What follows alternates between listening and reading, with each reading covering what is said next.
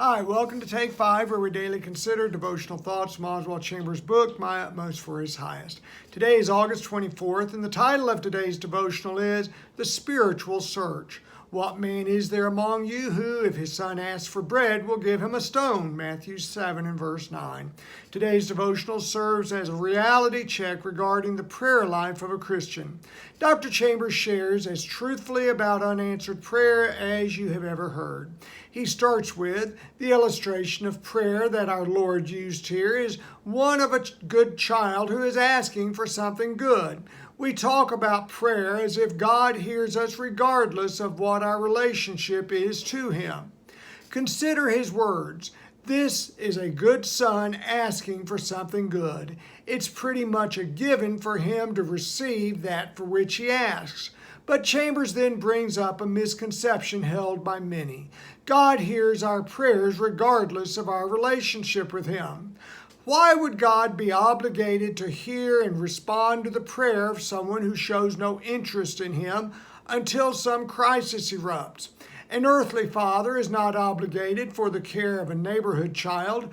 God has children of His own who call Him Father. So there is the first point, and a very stark one. God doesn't have to respond to the request of those who are not His. Chambers then moves on to, never say that it is not God's will to give you what you ask. Don't faint and give up, but find out the reason you have not received. Increase the intensity of your search and examine the evidence. OC has strong foundation for this, as Jesus said, ask and ye shall receive. So why have I not received something for which I've prayed? Chambers responds, is your relationship right with your spouse, your children, your fellow students?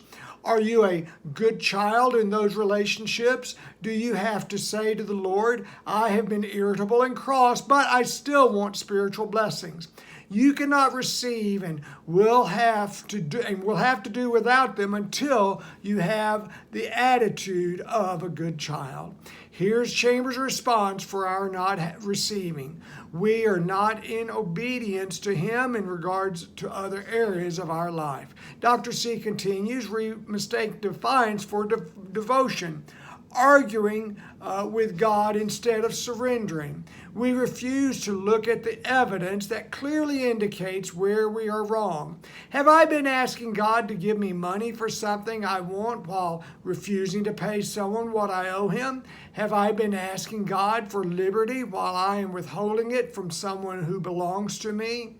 Have I refused to forgive someone, and have I been unkind to that person? Have I been living as God's child among my relatives and friends? Paul commands us to examine ourselves. Check out your life. Are you wanting to receive blessings without obedience? Why? OC continues, I am a child of God only by being born again, and as His child I am good only as I walk in the light. Do the ways of my life hold up to the title I carry as being a child of God? Do I walk the talk? If not, then why should I expect to receive from God that for which I ask? Chambers says, for most of us, prayer simply becomes some trivial religious expression, a matter of mystical and emotional fellowship with God.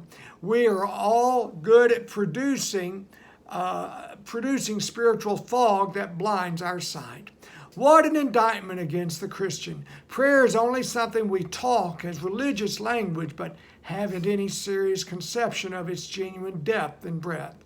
Are there unanswered prayers in your life? Chambers encourages us to search out and examine the evidence. We will see very clearly what is wrong, a friendship, an unpaid debt, or an improper attitude. Where are you living in disobedience? Have you ever taken time to ask for such revelations be made known to you?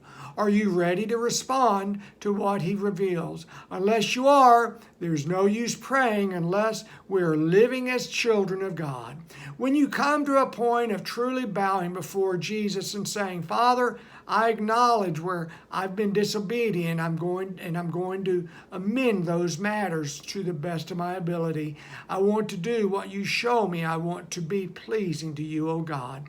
For that person, then Jesus says regarding His children, everyone who asks receives. Thanks for being here today. Now may God's grace and peace be ours as we seek to live our utmost for His highest. Have a good day, and we'll see you tomorrow. Bye now.